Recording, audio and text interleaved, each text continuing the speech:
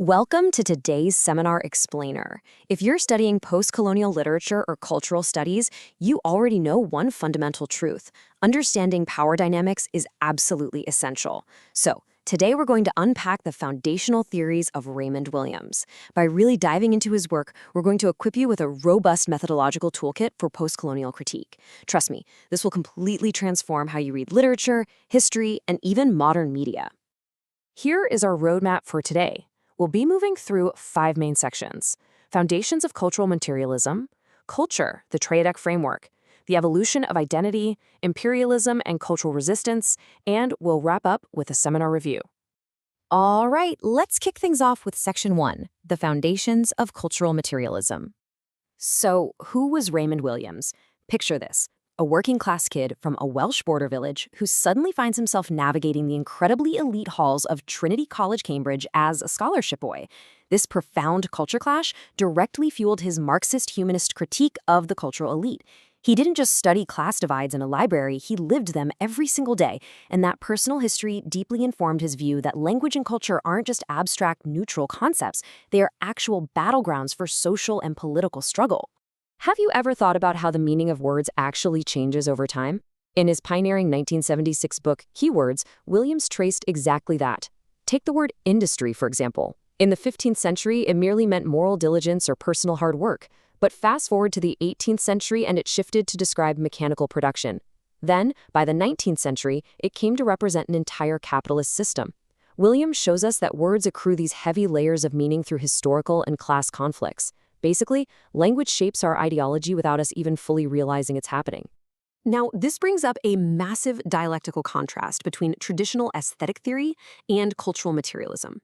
On one hand, you have Matthew Arnold's famous 1869 view from Culture and Anarchy, which frames culture as an elite preserve, literally just the best that has been thought and said. But Williams decisively challenged this. He argued that culture is in fact a whole way of life. For Williams, culture isn't just high art sitting quietly in a museum. It includes factories, pubs, trade unions, and our daily rituals. He transformed literary criticism from mere aesthetic judgment into an active, breathing ideological critique. Moving right along to Section 2, culture and the triadic framework. Williams had this brilliant idea that culture isn't just some peaceful, static harmony. He introduced a dynamic model called the triadic framework, which views culture as a fiercely contested field divided into 3 forces. First, you have the dominant culture, which holds hegemony and is backed by prevailing power structures. Second, there's the residual culture, made up of persistent elements from the past that somehow still hold significance today. And third, the emergent culture, where genuinely new meanings and practices are created, very often by marginalized groups actively pushing back against the status quo. To make this concrete, let's apply this framework to 1970s Britain, where a clear battlefield emerges. The Thatcherite corporate media acts as the dominant hegemony. Meanwhile, much older ideas, like Victorian philanthropy, linger as a residual force in what we now call corporate social responsibility. But what's really crucial for anti-colonial studies are the emergent forms. Think of 1970s punk or Linton Kwesi Johnson's Caribbean dub poetry. These emergent forms require real community organizing and act as active cultural resistance against the dominant narratives in global media. Williams fundamentally rejected the traditional Marxist base superstructure dualism. The idea that the economy dictates absolutely everything and culture just passively reflects it. Instead, he argued that culture actively constitutes our material reality. It is a live arena of social contestation. Think about it. When an empire forces its language onto a colony, that isn't just a reflection of economic extraction. That cultural act literally is the mechanism of control. Okay, let's jump into Section 3, the evolution of identity. It's fascinating to look at how the very concept of identity has morphed over the years.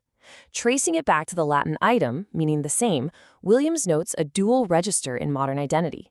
He contrasts the older Enlightenment idea, which was all about personal psychological consciousness and individual memory, championed by thinkers like John Locke, with the 19th and 20th century concept of collective political belonging.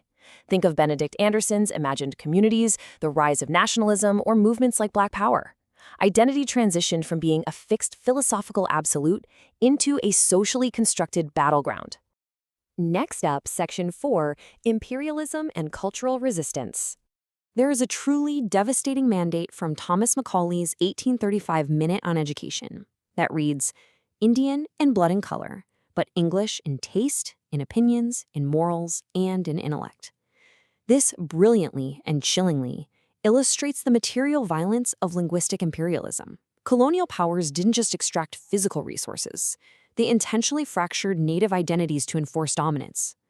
By mandating English medium instruction, the British sought to create a compliant class caught perfectly between their heritage and the imposed dominant culture. It's a textbook example of Williams' theory that language actively shapes ideology and constitutes power relations. Williams also took this materialist lens to canonical English literature, uncovering what he famously called the country house metaphor. Take Jane Austen's Mansfield Park, for instance. What actually funds that serene pastoral beauty? Well, it's silently underwritten by violent global extraction from Antiguan slave plantations. The metropole extracts from the hinterland, and literature swoops in to naturalize this domination, masking the violence behind beautiful aesthetics and drawing room romance. So, how do you actually use all this in your own academic work? Well, here's a super practical, step-by-step guide based on Williams' methodology for decoding cultural bias in common media and literary texts. First, identify the loaded keywords. Second, track their historical semantic shifts. Ask yourself, how has the meaning of this word changed over time? Third, map out the dominant, residual, and emergent forms at play in the text. And fourth, uncover those encoded class or imperial power dynamics that the text might be trying to normalize or hide. Finally, let's wrap things up with Section 5, Seminar Review and Application. As you're getting ready for your exams, make sure you review the summary checklist of key concepts. Remember to contrast Arnold's elitism with Williams' holistic view. Define the triadic framework and understand how identity shifted from personal consciousness to collective belonging.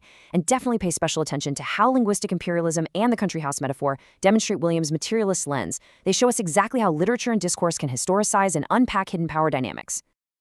I want to leave you with a really provocative seminar discussion prompt to take into your tutorials. When you look at contemporary global media today, how do residual traditions, those lingering elements of our past, both support dominant hegemonies and simultaneously fuel emergent anti-colonial resistance? Think deeply about that as you apply Raymond Williams to your readings. How do the ghosts of the past become the anti-colonial resistance of the future?